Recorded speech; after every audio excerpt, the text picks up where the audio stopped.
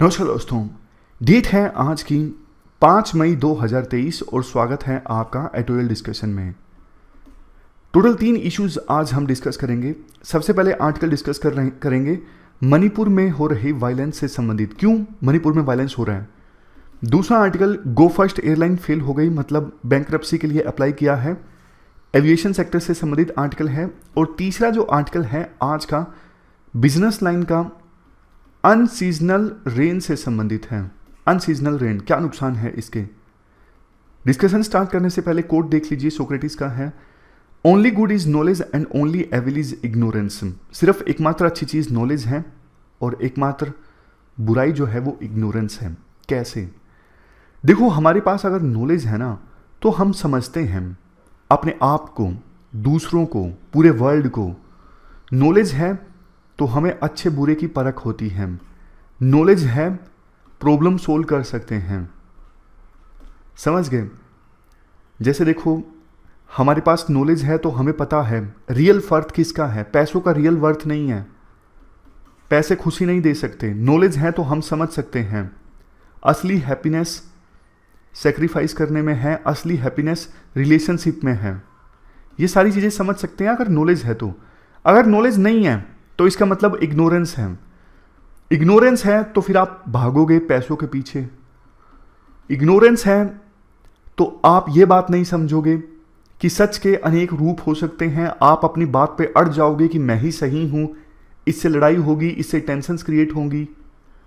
समझ गए? तो ये सारी चीजें होती हैं, ये सारे एग्जाम्पल्स आप दे सकते हो। अब एक एविएशन सेक्टर से संबंधित क्वेश्चन है, discuss the challenges and opportunities facing the Indian aviation sector in 21st century. 21वीं शताब्दी में इंडियन एविएशन सेक्टर में क्या चैलेंजेस हैं, क्या अपॉर्चुनिटीज हैं। गवर्नमेंट कैसे तो चैलेंजेस को एड्रेस कर सकती है और जो अपॉर्चुनिटीज हैं उसे लिवरेज कर सकती है, उसका फायदा उठा सकती है इस सेक्टर में सस्टेनेबल ग्रोथ इंश्योर करने के लिए। 250 वर्ड्स में आपको इस क्वेश्चन का आंसर देना है। अब चलिए डिस्कशन स्टार्ट करते हैं। फर्स्ट इंपॉर्टेंट आर्टिकल मणिपुर में हो रहे वायलेंस से संबंधित है। आप देखो, जीएस पेपर 1 में salient features of society topic से इस आर्टिकल को रिलेट कर सकते हो। इसके साथ साथ जीएस पेपर 2 में जो संविधान वाला टॉपिक है वहां से भी इस आर्टिकल को रिलेट किया जा सकता है, क्योंकि मेथी कम्युनिटी के द्वारा एसटी स्टेटस की मांग की जा रही है और यही एक बड़ा रीजन है अभी जो वायलेंस हो रहा है उसके पीछे। इससे पहले कि हम ये डिस्कस करें अभी वायलेंस क्यों हो रहा है, थोड़ा सा बेसिक डिस्कस करते हैं। देखो, ये है मणिपुर। मणिपुर में ना वहां पे सिचुएशन ऐसी है कि जो मेती कम्युनिटी के लोग हैं ना वो रहते हैं वैली में, घाटी में, और जो घाटी के आर पार हिल्स हैं वहां पर ट्राइबल लोग रहते हैं। मैं फिर से बोल देता हूं, जो नीचे वैली है ना, वैली में रहते हैं मेती कम्युनिटी के लोग, और ऊपर जो हिल्स हैं, हिल्स में रहते हैं ट्राइबल लोग। अब वहां पे परसेंटेज ऑफ पॉपुलेशन की बात करें,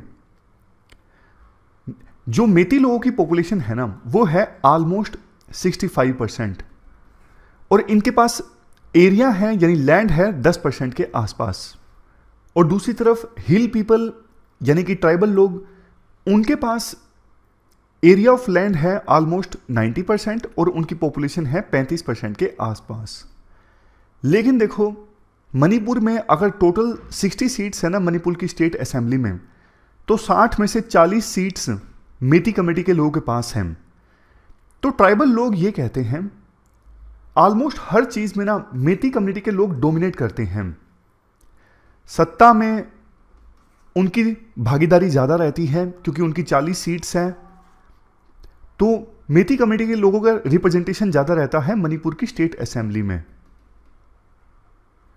मेती कम्युनिटी का दूसरी तरफ यह कहना है हमारा भी कल्चर नष्ट हो रहा है, हमारी आइडेंटिटी जा रही है, इसलिए हमें भी एसटी स्टेटस मिलना चाहिए, शेड्यूल ट्राइब का स्टेटस मिलना चाहिए, ताकि इस स्टेटस की सहायता से हम हमारे कल्चर, हमारी आइडेंटिटी सहेज के रख सकें।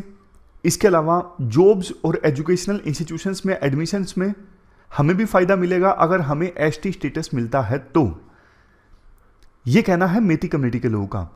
लेकिन देखो इसके विपरीत जो हिल में लोग रहते हैं, यानी ऑलरेडी जिनके पास ट्राइबल स्टेटस है, वो ये कहते हैं अगर मेती कम्युनिटी के लोगों को ट्राइबल स्टेटस मिल गया तो हमारे लिए कंपटीशन और ज़्यादा बढ़ जाएगा। मेती कम्युनिटी के लोगों को जॉब ज़्यादा मिलने लगेंगी, उनके स्कूल्स में, कॉलेजेस में, यूनिवर्सिटीज़ में ज़्यादा एडमिशन होने लगेगा। ऑलरेडी उनके पास पावर ज़्यादा है। एसटी स्टेटस मिलने से उनके हाथों में जो पावर है वो और ज़्यादा बढ़ जाएगी। समझ गए? अब और पॉइंट्स देखिए। हिल पीपल जो है ना, मेती कम्युनिटी के लोग जो हैं वो हिल्स में ज़मीन नहीं खरीद सकते, लैंड नहीं खरीद सकते। तो मेती कम्युनिटी के लोगों की शिकायत ये है कि हम तो हिल्स में ज़मीन नहीं खरीद सकते, हमारे पास लैंड बहुत कम है। जबकि हिल्स वाले जो लोग हैं ना, वो इनसिक्योर फील करते हैं। वो कहते हैं कि आप हमारी लैंड पर कब्जा करना चाहते हो, ये वो लैंड है जिस पर सदियों से हम रहते आए हैं।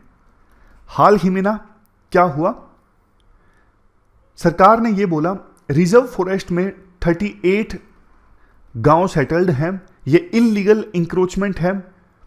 तो सरकार का ऑर्डर था कि इसे डिस्ट्रॉय कर दिया जाए। ये जो गांव थे ना 38, ये हिल्स में थे। तो ट्राइबल लोग नाराज हो गए। मतलब उस समय तो उन्होंने कुछ नहीं बोला, बट अब एकदम से वायलेंस हो गया। अब क्यों हुआ वो भी मैं आपको बताता हूं।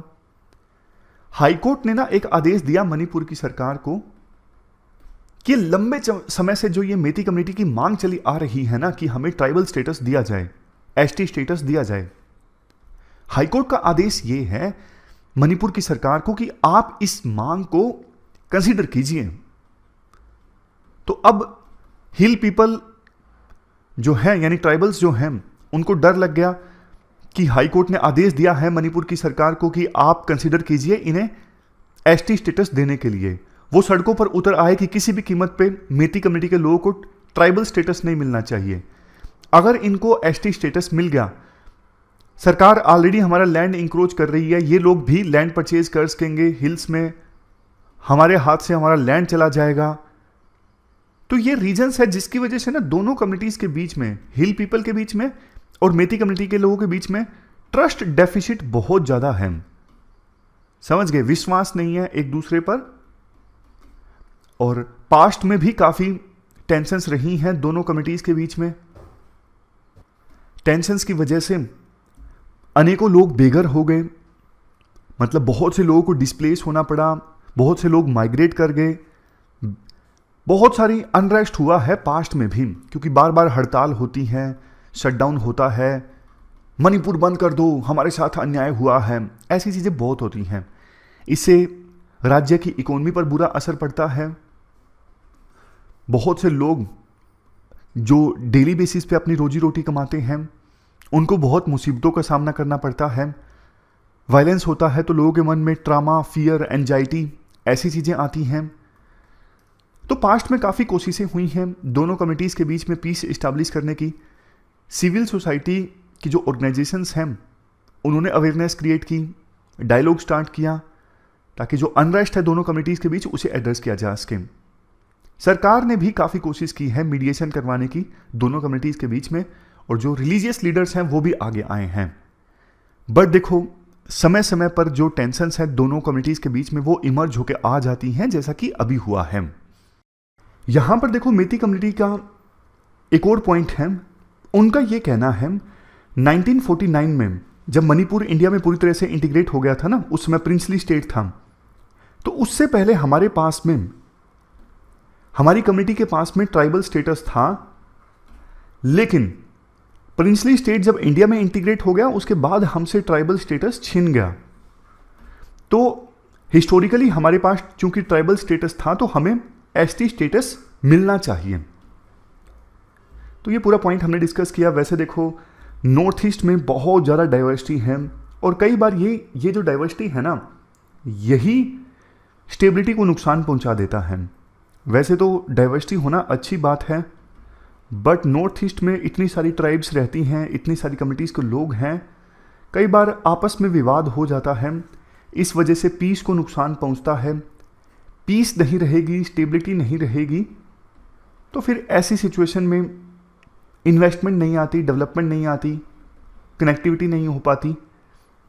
इसलिए आवश्यकता ये है कि दोनों कम्युनिटीज़ के जो लीडर्स हैं वो आपस में बैठें, बात करें, एक दूसरे के जो कंसर्न्स हैं उन्हें एड्रेस किया जाए, और ये पूरी सरकार की जिम्मेदारी है।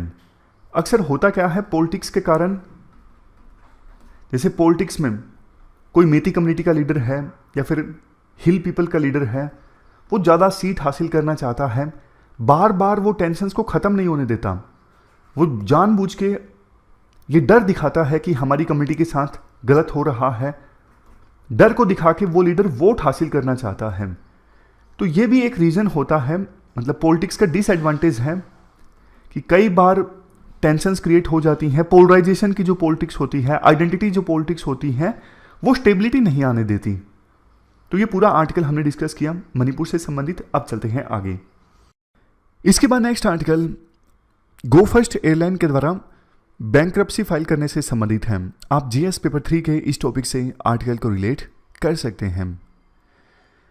देखो 1990s में ना एक काफ़ी प्रोमिसिंग एयरलाइन थी, दामनिया एयरवेज। फेल हो गई ये एयरलाइन, और अभी हाल ही में हमारे देश में 5वें नंबर पे सबसे बड़ी एयरलाइन है गो फर्स्ट। इसमें मेजर जो ओनरशिप है वो वाडियाज की है। इन्होंने भी इंसॉल्वेंसी डिक्लेयर की। इन्होंने कहा हमारे पास पैसा नहीं है ऑपरेशंस चलाने के लिए।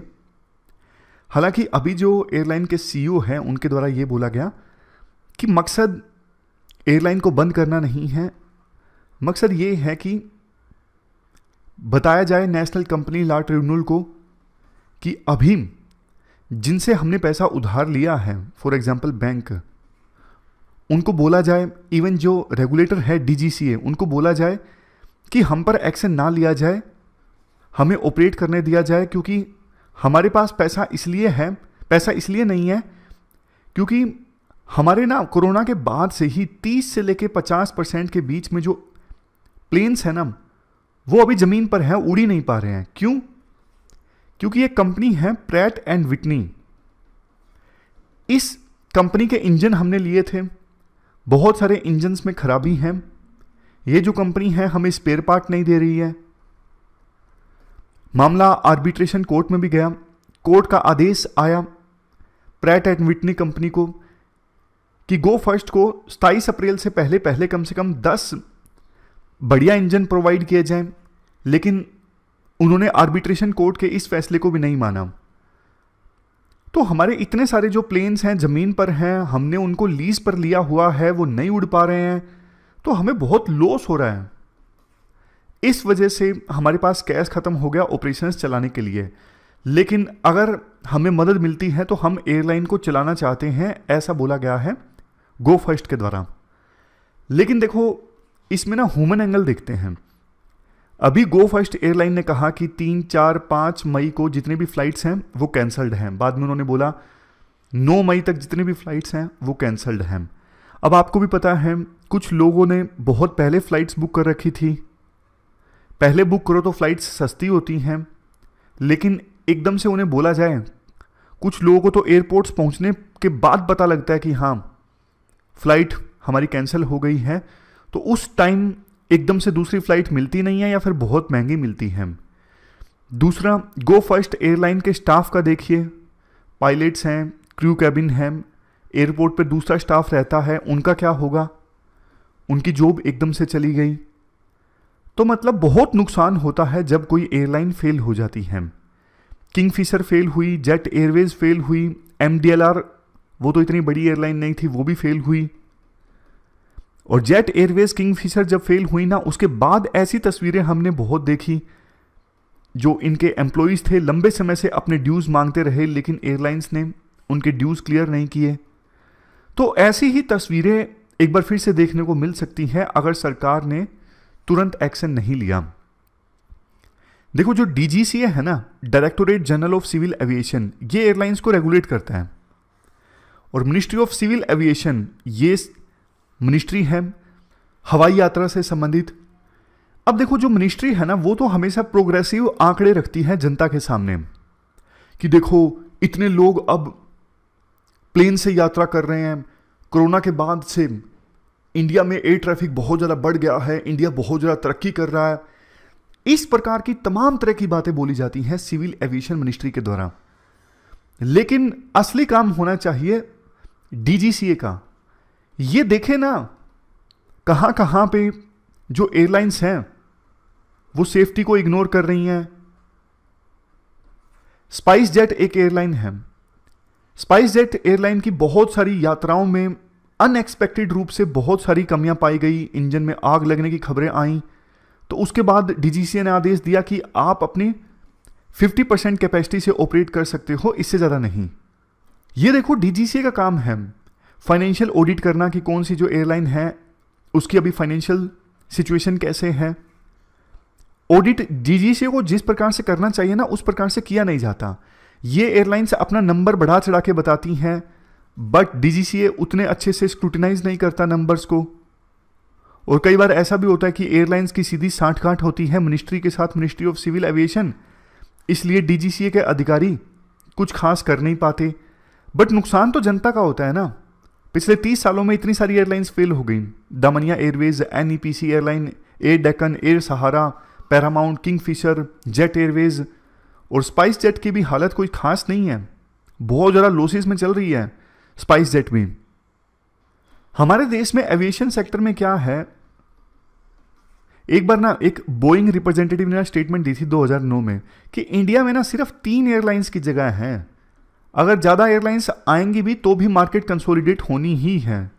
इंडिया में ना कंपटीशन बहुत ज़्यादा है एयरलाइंस के बीच में, और सरकार एटीएफ पे, एयर टर्बाइन फ्यूल पे बहुत ज़्यादा टैक्स लगाती है।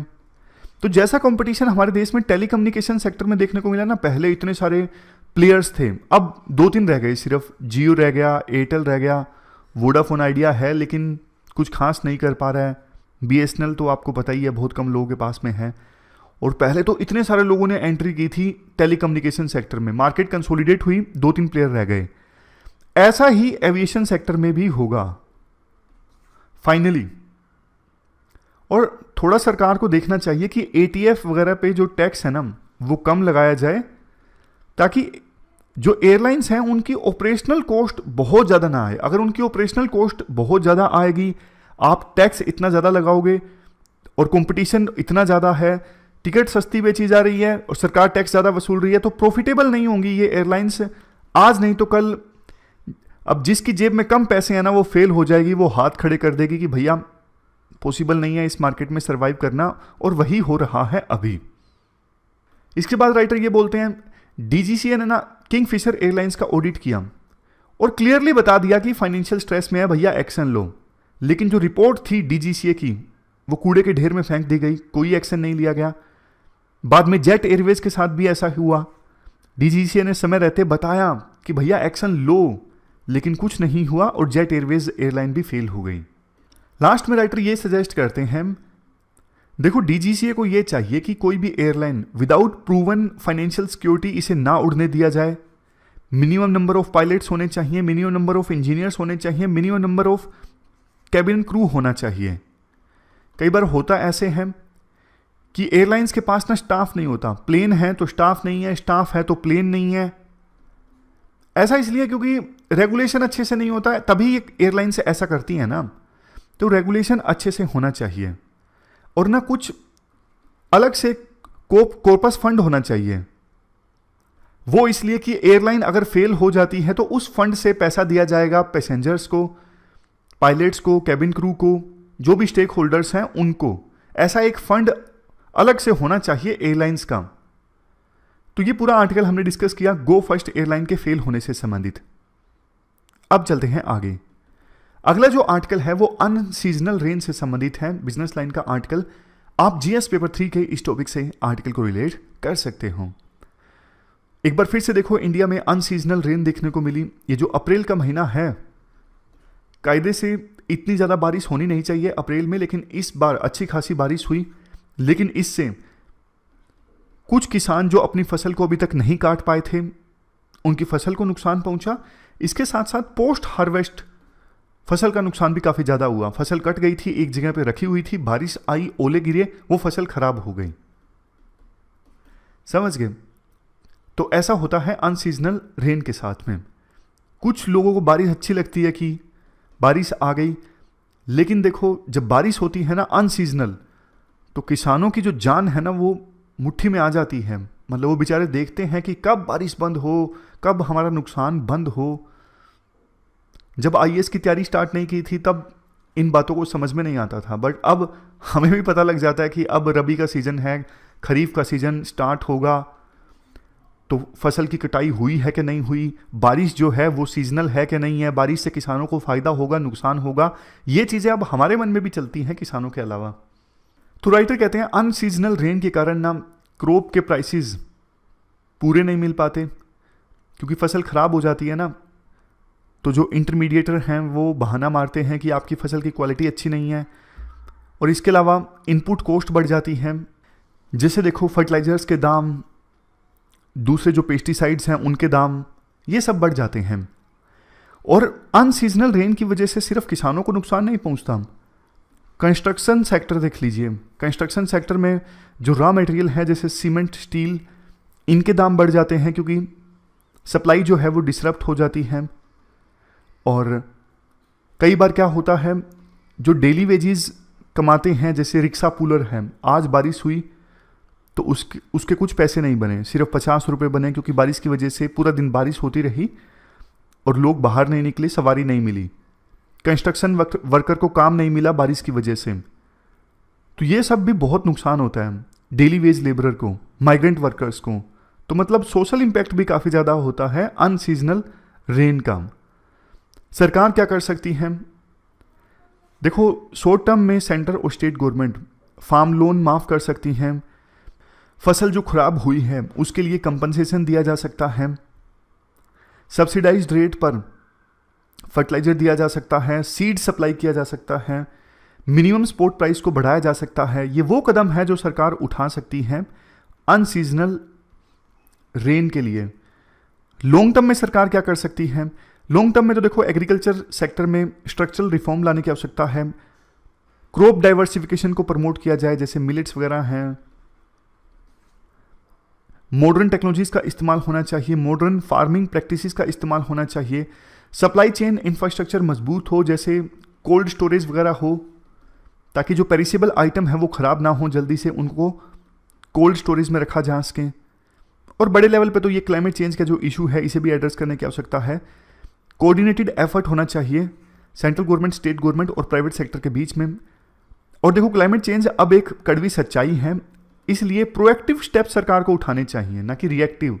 रिएक्टिव तो वो स्टेप है जैसे फसल खराब हो गई, अब सरकार कुछ स्टेप्स उठा रही है, लेकिन प्रोएक्टिव मतलब पता है आने वाले समय में ऐसी चीजें और भी होंगी, तो पहले से सरकार स्टेप्स लेके रखे। घटना होने के बाद सरकार रिएक्ट ना करे, बल्कि घटना होने से पहले ही रिएक्ट करें। सरकार की कुछ स्कीम्स हैं, जैसे प्रधानमंत्री फसल बीमा योजना है, ये क्रॉप इंश्योरेंस स्कीम है, उसके बाद प्रधानमंत्री कृषि सिंचाई योजना इरिगेशनल स्कीम है, सोइल हेल्थ कार्ड स्कीम जो कि फार्मर्स को सोइल की हेल्थ से संबंधित कंप्लीट रिपोर्ट देती है। इसके अलावा जब भी अनसीजनल रेन आती है हर बार पॉलिटिक्स स्टार्ट हो जाती है, अपोजिशन पार्टीज सरकार के ऊपर आरोप लगाती हैं कि आपने किसानों के लिए कुछ खास नहीं किया, तो ये सब होता है। तो इसलिए देखो कोऑर्डिनेशन होना चाहिए सेंट्रल और स्टेट गवर्नमेंट्स के बीच में। सेंट्रल गवर्नमेंट फाइनेंशियल और टेक्निकल सपोर्ट प्रोवाइड कर सकती हैं, लेकिन ग्राउंड लेवल पे स्टेट गवर्नमेंट किसानों के कंसर्न्स को एड्रेस करने का काम करें, लीड ले स्टेट गवर्नमेंट।